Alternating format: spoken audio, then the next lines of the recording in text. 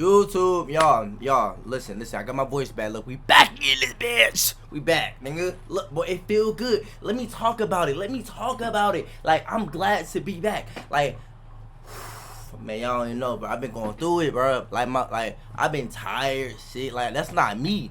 I'm always energized, always ready to do something. I can't even go to the gym. I can't even do, like, basic shit. But look, we back. But look, y'all, we coming with They Cloned Tyrone. Y'all, if y'all have not seen this movie, you need to go watch this movie. It's on Netflix. Watch this movie. Chef, it's perfect. The movie is perfect. Look, this movie is perfect. I love this movie. Like I was literally like, the whole time, I promise you, I don't even be like that with movies. I literally just be like this, like certain movies. I was actually intrigued. This movie was fire, bro. Let's go ahead and get to this video, man. Welcome, new subscribers, new people. We almost at 500 niggas. Like the fucking video. Like the video. Make sure you subscribe, share with your friends, share with your mama, share with your daddy, your auntie, your grandma. Look, y'all heard that ding? Somebody was just sharing, nigga. Look, share again. TYRONE is one of the weirdest films I've seen in a long time and has the best fried chicken ad since Jones Barbecue. Why not let one of my this is my guy. perform our magic? Look at that. Don't that look wonderful? In this completely absurd film about the government controlling us through fried chicken and grape drink is a blistering commentary on society, racism, and of course the dangers of cloning. Hey, I'm not the clone. You're the clone. In this video, we'll be taking a deep dive into the ending, the government's plan to assimilate, and the introduction of TYRONE. So grab a drumstick and relax, because here we But we not eating that damn Meet chicken. Fontaine, a down-and-out drug dealer struggling to survive in the cutthroat world of the Glen. It's never mentioned where exactly the Glen is. The license plates merely state that it's a swell place. Ironic, since it couldn't be further from. But the question of where they are is also followed by when they are. Y'all, I just peeped. Like, I don't know if it's just the damn house.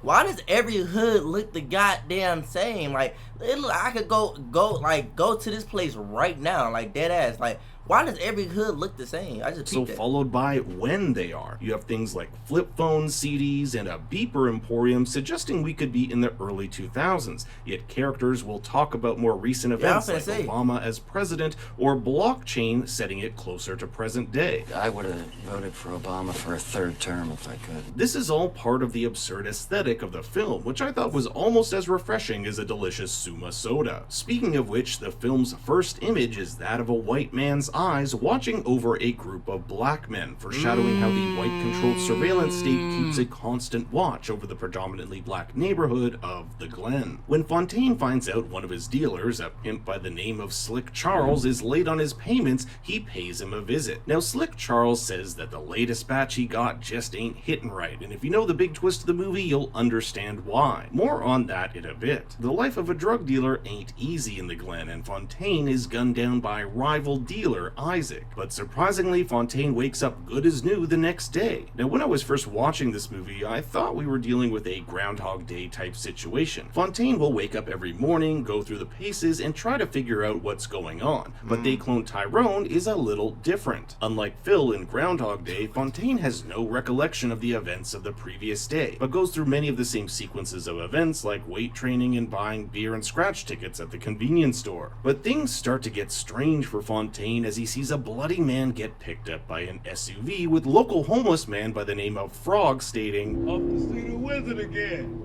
In literature, frogs often symbolize ancient wisdom and knowledge. Okay. He may be a drunk homeless guy, but he seems to be the only person who knows what's going on in town. His reference to the Wizard of Oz is apt, considering Fontaine is still in our metaphorical Kansas, the Glen, but soon we'll find out that his world is being controlled by a seemingly all-powerful force with aspirations of total control. When Fontaine arrives yet again to ask for his money from Slick Charles, Charles can't believe he's alive. You should be breathing through some tubes right now. Charles saw him shot up just yesterday. How is he still here? This is where Woman of the Night Yo-Yo comes in. She recognized the car of the perps who shot Fontaine and takes them to it, where Fontaine just so happens to see the same black SUV he saw outside the convenience store. So he does the only rational thing and breaks into the neighboring home. But to their surprise, it's completely empty. That is, of course, if you don't count the super weird break room with a TV playing Bloodsport in the background. Now, a creepy house like this wouldn't be complete without a secret elevator leading down to a Walter White lab facility. Goddamn right. Here Go. we find a substance that looks to be cocaine, but isn't quite. This is Compound H, a compound developed by the government and injected into various products like cocaine, fried chicken, hair cream, and grape drink to control the black population. As much of the film delves into Fontaine, Slick Charles, and Yo-Yo getting to the bottom of this mystery, just like a Nancy Drew novel, Alright, listen. This is my time to conspiracy theory, but not conspiracy theory too much because you never know who's watching. So look, y'all, I'm trying to see how to word this in like the most like safe way. So look, all I'm gonna say is, bro, they be putting shit in our face to like kind of like poke at us. There's no way. Look. Every joke, every anything has a little bit of truth in it. So look, they might not be doing this completely, but there's something like this going on. Like it might not be to this global scale or to this level, but something like this is going on in the world. I don't know where. I'm not saying this in America. I'm just saying, look. If you know, you know. That's hey. we don't get any answers until Fontaine devises a plan to rally alongside his rival drug dealer to take on the secret all-white scientists who live underneath the city, experimenting on African Americans. But to understand how and why all of this has happened, we have to fast forward to the biggest twist of the film. The lead geneticist of this whole operation is none other than Fontaine himself, or should I say an older version. But why would he turn against his people? Why would he work with the very people who want to destroy his race? It all boils down to what happened to his little brother Ronnie. Earlier in the film, we hear that Ronnie was killed by what's heavily implied is a white cop who left him to die on the pavement after being shot without calling an ambulance. Thus, old Fontaine has this warped idea that by working with the government, he'd be preventing injustices like this from happening through a process he calls assimilation. Assimilation is better than annihilation. He would rather assimilate his people rather than see them annihilated. Now, the government wants to, quote, win the race of the future, which we can see printed on the side of the golf carts underground. A cheeky play on words with race here having two meanings. Kiefer Sutherland's character, who is the main baddie of the film, says, And that's what we strive for. Keeping the United States united. but what he's really saying is keep the United States white. I also think it's ironic that his racist character is named Nixon and is played by a Canadian. Up until now, the project of creating controlled communities through drugs, music, and products was merely a band-aid solution to keep people of color contained. This process needed the use of specific clones, and it's important to note that not everyone in town is a clone. Just key players instrumental in dealing out the products to keep these communities obedient, whether it be Fontaine and Slick Charles through laced cocaine, a hairstylist through perm creams, or the Reverend with his tainted blood of Christ. And do you know what he wants most out of each and every one of you? Obedience! And if you're not getting your dose of obedience through some delicious goddamn fried chicken, the government is continually experimenting on new methods, including music that can turn you from violent to peaceful. As I said, Bro, I'm telling y'all, man, they throwing hints. They not even throwing hints in your face no more. Like back in the day, they probably like they'll sprinkle some shit here, bro. They put it in our face now, bro. Look, I'm not trying to get this video like taken down on no weird. I'm just look. Whoever's watching, I'm just saying, do your research. Look, I don't know everything. I don't know nothing at all. I'm only 20 years old. So even when I die at 100 years old, or 200, 300, 400, look, I still won't know shit. Cause look, the world has like built off history. So like it's like, and history is based off like misinformation too. Cause like it's not down to, like we all know it's not down to the T. Like nobody was really like rain down like, oh my god, he just fucking blew up this tank and he just sliced this nigga neck off like that, bro. Come on now. Come on, we these know. are band-aid solutions for control, but old Fontaine has found a permanent solution through something he calls genetic assimilation. It's not enough to think the same. We have to be the same. His work in genetics allowed him to separate 378 unique genes that separated himself from white people, Asians, and Latinos. Thus, through generations, he could slowly assimilate people of color into white people, hence the tubes of black to white human specimens in his office. We saw some early test versions of this with the Afro-donning lab tech and chicken shop manager. Fontaine stumbled...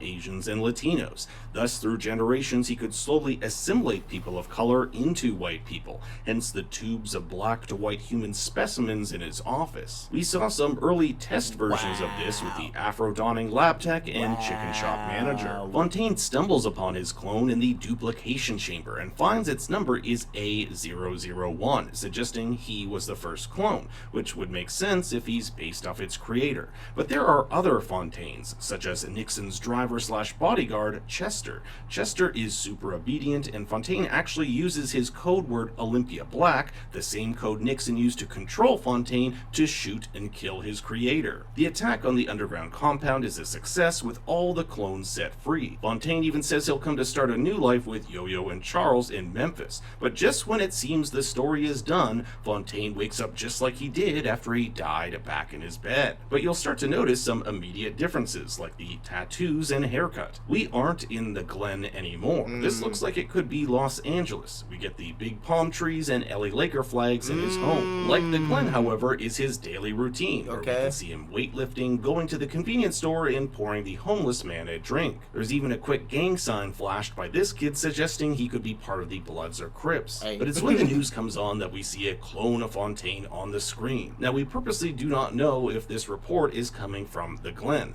Just as the announcer is about to say where we are, a cough muffles the location. Even in the closed captioning, we don't get to see where this is. Nixon did tell us that the government has experiments all around the country, including Los Angeles and Detroit. So either what we're seeing here is more of the Glen or another location that managed to escape. You may have even noticed some crunch cereal on the table here, the same cereal found in the Glen the government used to control its subjects. And the last line of the film is, "Ain't that you, Tyrone?" So the Los Angeles version of Fontaine is Tyrone, hence why the film is called They Cloned Tyrone. But now I want to hear what you thought of They Cloned Tyrone. Give me your thoughts and theories in the comments below. Thanks for watching, everyone. Please make sure... The movie was a banger.